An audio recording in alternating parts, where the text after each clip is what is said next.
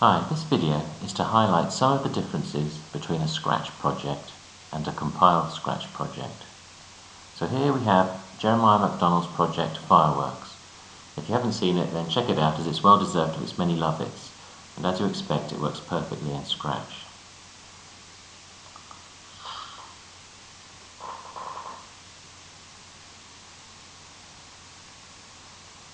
One of the guidelines for a compiled project is that it should be playable in turbo mode. So let's switch turbo mode on. As you can see, it still works fine.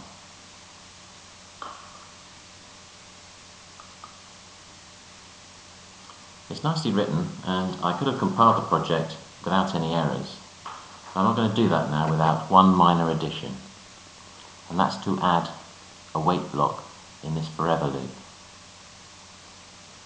Now Scratch runs at 30 frames per second, and the compiled versions run at 60 frames per second, and this forever loop is unthrottled. So basically it will be running as fast as the computer can go. So I'm going to put a wait block in there for, let's make it 0.02 seconds. So that should give us about 50 frames per second, which should be adequate. Just make sure it still runs. As you can see, it hasn't really made any difference within Scratch.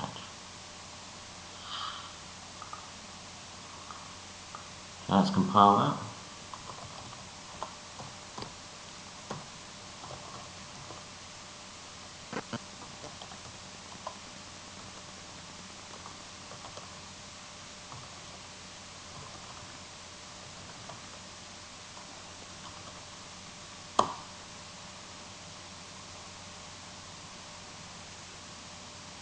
See, it's compiled with 0 errors.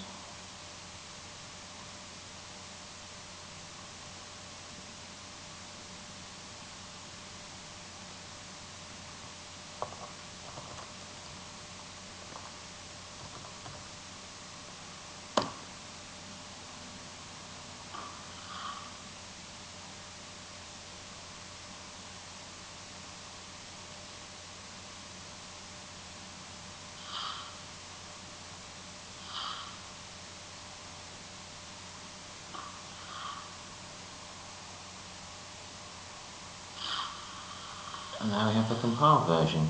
Now if we let it run for a little bit, we might notice it starting to slow down.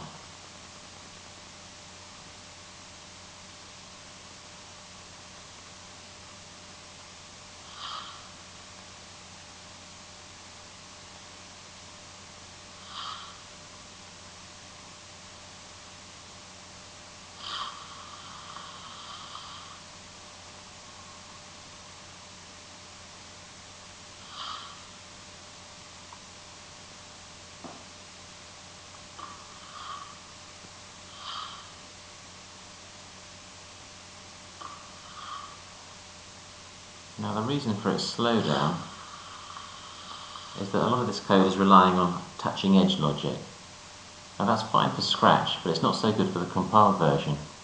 If you've seen some of the guidelines, then the compiled version has two major differences to Scratch. One is that there's no clone limit, and the other is that sprites can go off the stage. Now I've made the touching edge logic return true only if a sprite is touching the edge of a screen. So any sprite that is way off the edge, say at -1000, and this is a huge sprite, is going to return false for touching edge. So what's happening here is that both those little sprites are skipping over the edge and they're just carrying on. So the clone count is going up and those little sprites are whizzing off to minus tens of thousands.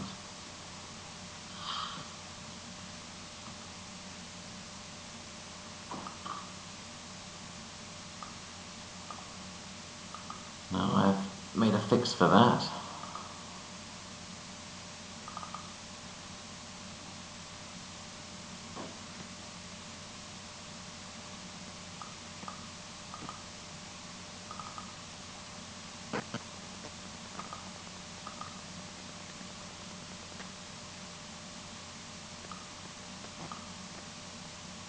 if I find some of the clones. I think 13 was one of them. So now, instead of just touching the edge, I'm now checking their positions. So if they're outside the screen boundaries, it will stop repeating and stop cloning. So I can run this, and hopefully there shouldn't be any difference.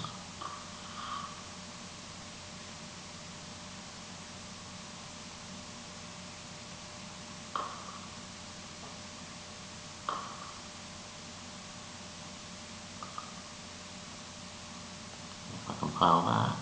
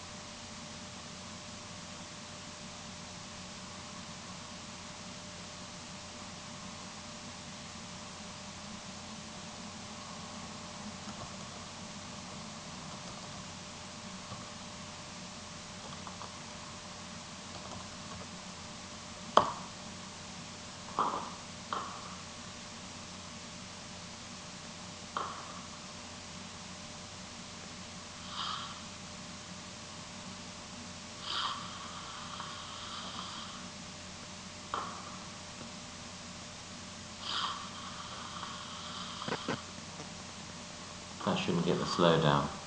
So hopefully this video has shown you that you need to think about some of the differences between Scratch and the compiled version to get the most out of it.